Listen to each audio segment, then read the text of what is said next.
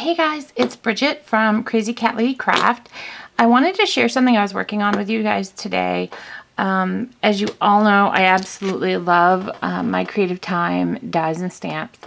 And the dies, when they come in, I'm trying to see, right here, you'll see like these are usually notched together with little thin lines. Oh, actually I have a set here I can show you. There you go. So this is how they all come hooked like that. But I like to break mine apart in case I want to use different colors or whatever. So I don't like them all hooked together. So I hate putting them in the bag because I'm always afraid I'm going to lose one piece. There's this set. This is the stitched umbrella die. That there's a lot of like little pieces and I'm always afraid I'm going to lose them. So what I came up with was to take, let me show you one I haven't done yet. I'm doing this to most of mine. If they're pretty big, then I'm not bothering with it. But these are pretty big, so I don't kind of know what I did, but I did. So this one is the Scalloped and Stitched Circle dies. So what I did is I took some magnet, and let me show you the magnet that I'm using. I got this at Dollar Tree. It's actually, I found it in the kitchen section. It's Clever Magnetic Vent Cover, okay? It's 15 inches by 8, so it's basically 3 of those sheets you can get from Walmart in the kids section of the adhesive magnetic. Now this isn't adhesive, hence the glue gun and the glue mat. The glue gun is from AdTech and the mat is from Plaid, which you guys have seen a lot of. I don't know if this is acid free, so I don't know that I would recommend using it on projects, like the magnets I've made in the past and such. But for this, I think it's okay because it's literally just steel dies going onto the magnet. And what I did, so these two are done, as you can see, and all of them I cut so they either matched the size or height or width or whatever, that they matched the little white thing. So it just goes in here and then it goes back into its box to be organized. And the same with the stitched leaf dies.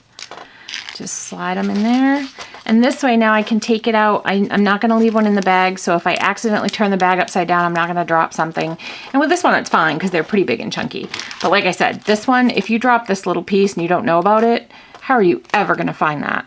Unless you have the most organized and clean craft room in the world, which I am 100% willing to admit I do not.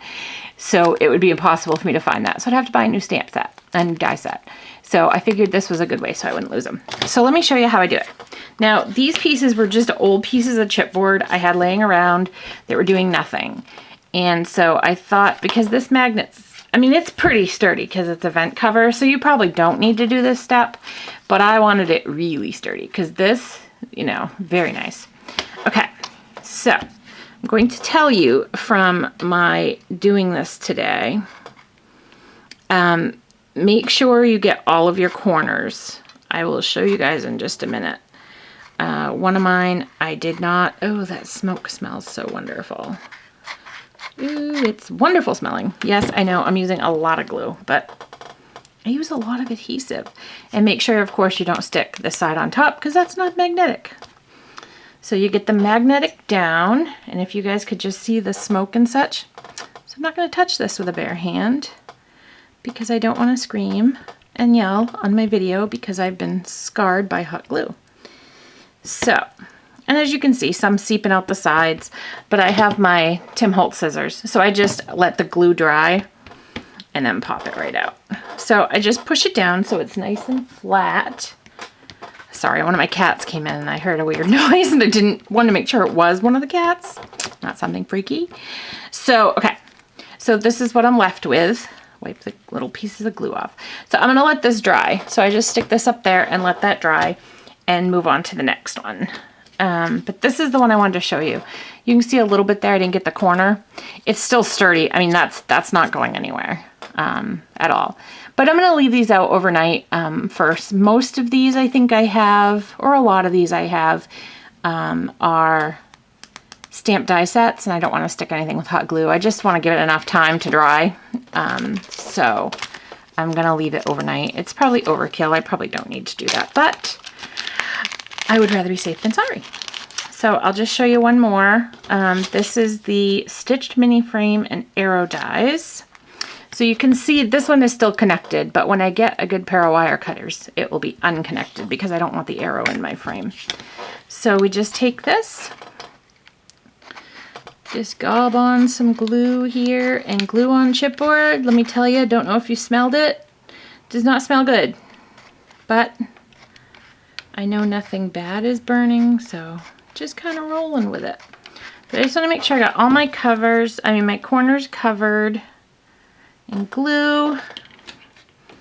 Get my cute little pink finger dauber, which is heat resistant.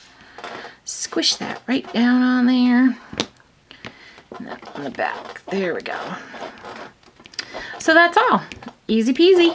And then this way, all of my dies will fit on there real nice.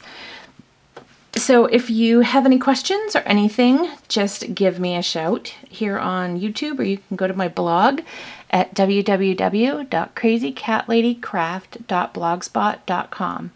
Thanks for stopping by today. Happy crafting!